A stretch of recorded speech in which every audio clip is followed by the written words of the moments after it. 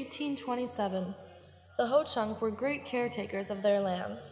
They believed the land to be sacred because it provided all basic needs: food, clothing, and lodging.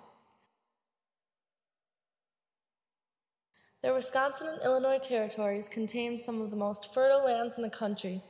They made optimal use of this land, migrating with the food sources of the season in order to conserve the area's natural resources.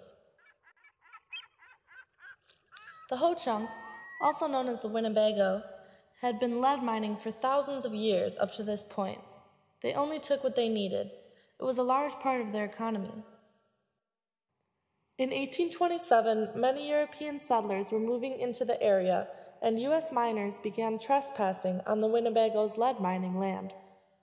The U.S. miners stole their lead, abused the natives, and worked to dissuade them from their mining plans in hopes to overtake the industry for themselves.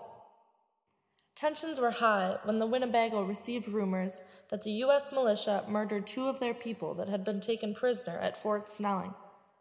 Shortly after, there were rumors that a U.S. keelboat driver stopped by a Winnebago village and molested a Winnebago woman.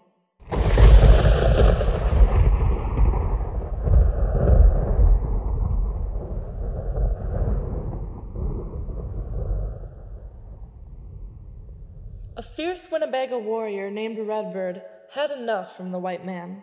He had seen his people suffer too much abuse and mistreatment from them, so he went to seek revenge outside Prairie du Chien.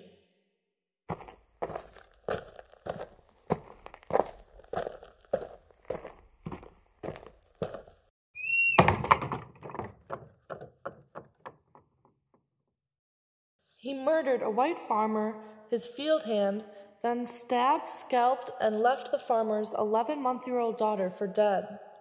Rumors of the incident spread like wildfire in the white community. U.S. citizens became terrified, convinced that the Winnebago people were savages out to kill them all.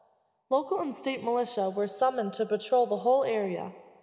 They came into Portage, Wisconsin on September 1st, 1827.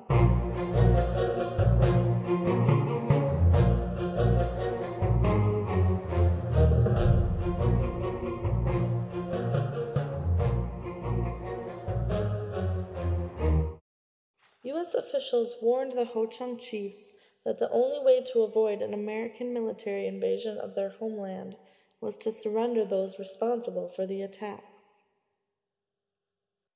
On September 3rd, 2 Ho-Chunk leaders surrendered Redbird to the U.S., and he later died in prison.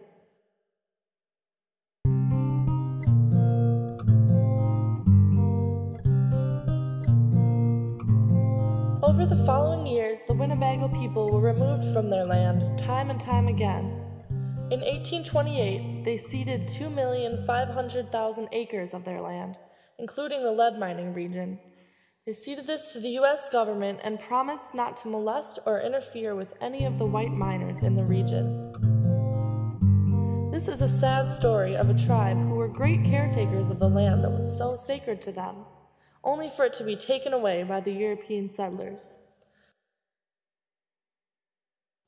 The white men were antagonistic, greatly disrespectful to the people who had owned the land for thousands of years. Instead of honoring the Ho-Chunk's sustainable ways, the European settlers came in, reaping the natural resources with little regard for the well-being of the land. Perhaps we should take a lesson from the Winnebago.